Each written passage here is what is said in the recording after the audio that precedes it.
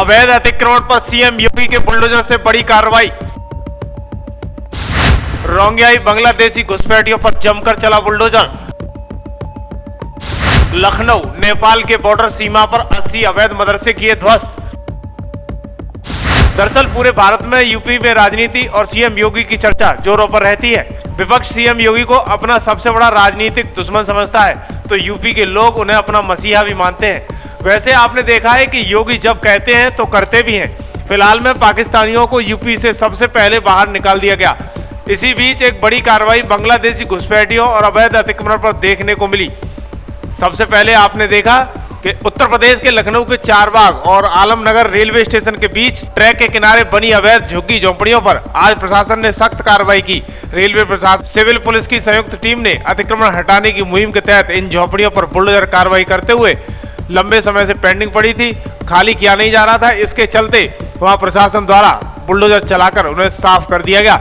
लेकिन बड़ी खबर देखने को मिली कि उत्तर प्रदेश की योगी आदित्यनाथ सरकार के निर्देश पर पिछले कुछ समय से भारत नेपाल सीमा से सटे अवैध मदरसे, मस्जिदों और अन्य धार्मिक स्थलों के खिलाफ बड़े स्तर पर अभियान चलाया जा रहा है। इस अभियान के तहत बीते 6 दिनों में 82 अवैध मदरसे बंद करवाए गए हैं, जबकि 350 से ज्यादा अवैध कब्जों को ध्वस्त किया गया है। ये कार्रवाई नेपाल से सटे बहराइच, सिद्धार्थनगर, बलरामपुर और श्रीवस्ती जैसे जिलों में की जा रही है।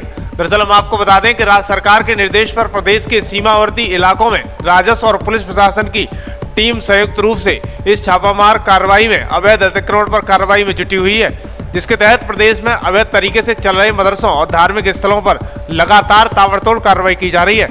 इसी क्रम में बहराइच में तहसील नानापार और तहसील महीपुरा में अतिक्रमण हटाए गए।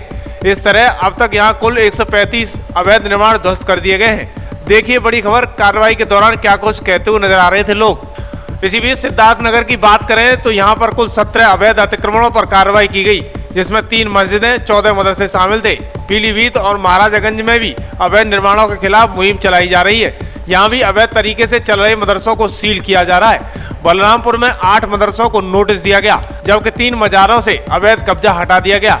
इसके अलावा 5 अवैध निर्माणों को नोटिस दिया गया है। यहाँ अब तक कुल 16 अतिक्रमण चिन्हित कर 3 पर बड़ी कार्रवाई की गई है। एक स्थान पर ईदगाह बनी हुई है, जिस पर भी कार्रवाई होनी है।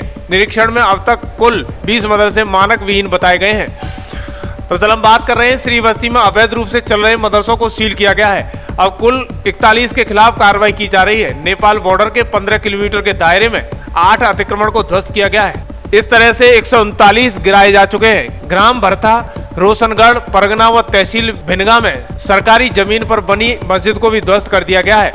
आपको बता दें कि मदरसे कई वर्षों पुराने बताए जा रहे हैं, लेकिन इनके पास न कोई दस्तावेज था, न जमीन के कागज थे। सिर्फ था तो अवैध रूप से सरकारी जमीन पर अवैध रूप से कब्जा और दबंगई से चला रहे थे अपने मदरसे।